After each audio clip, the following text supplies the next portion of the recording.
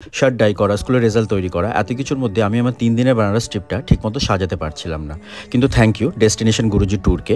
আমার স্টোরি দেখে ওরা আমার সাথে যোগাযোগ করে আর সুন্দর করে আমার ট্রিপটা প্ল্যান করে দেয়। আমি ওদের পেজটা ট্যাগ করে দিলাম আর ক্যাপশন ওদের ফোন নাম্বারটা দিয়ে দিলাম, হয়তো তোমাদের কাজে লাগবে। আমি আমার 3 দিনের কাশির ট্রিপটা শেয়ার করছি, কেমন লাগলো কমেন্টে অবশ্যই জানিও। ডে 1 আমি সকালে কাশি পৌঁছে ফেমাস কচুরি আর জিলিপি দিয়ে ব্রেকফাস্ট করলাম আর লাঞ্চ করলাম দেশি মণ্ডপে বাটি চোখা দিয়ে। বিকেলে চলে এলাম আশি ঘাট আর সন্ধ্যেবেলা বোটে গঙ্গা ভ্রমণ, সে এক আলাদা অনুভূতি। ঘাটে অনেকটা সময় একা কাটিয়ে ফিরে চললাম হস্টেলের পথে। আর ফেরার পথে ওখানকার ফেমাস মালাইয়ু আর পেহেলওয়ানের লাস্সি ট্রাই করে আমি আমার ডে 1 শেষ করলাম। ডে 2 শুরু করলাম বোটে করে সানরাইজ দেখা দিয়ে। আমি আশিঘাটের পাশে একটা হস্টেলে ছিলাম, তোমরাও চাইলে থাকতে পারো। Kashi Biswanath temple trust help centre থেকে 250 টাকা কুপন কেটে প্রথমে কাল ভৈরব বাবা থেকে অনুমতি নিয়ে বাবা বিশ্বনাথের দর্শন করলাম। লক্ষ্মী চাইওয়ালের ফেমাস হোয়াইট বাটার টোস্ট দিয়ে ব্রেকফাস্ট আর পিজ্জেরিয়াতে লাঞ্চ করে চলে এলাম মা দুর্গা আর সংকট মোচন হনুমান টেম্পল দর্শন করতে। সন্ধ্যাবেলা 10 অশ্বমেধ ঘাটের গঙ্গা আরতি, মণিকর্ণিকা ঘাট, সব মিলিয়ে এক অদ্ভুত পরিবেশ।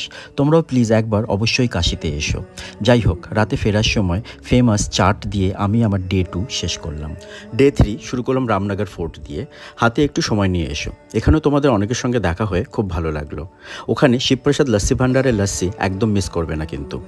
বিকেলে বানারস হিন্দু ইউনিভার্সিটিতে কিছুটা সময় নিজের সঙ্গে কাটিয়ে রাতে বানারসি পান খেয়ে ফিরে চললাম কলকাতা। ক্যাপশনে ডিটেলসগুলো দিয়ে রাখলাম, কেমন লাগলো জানিও।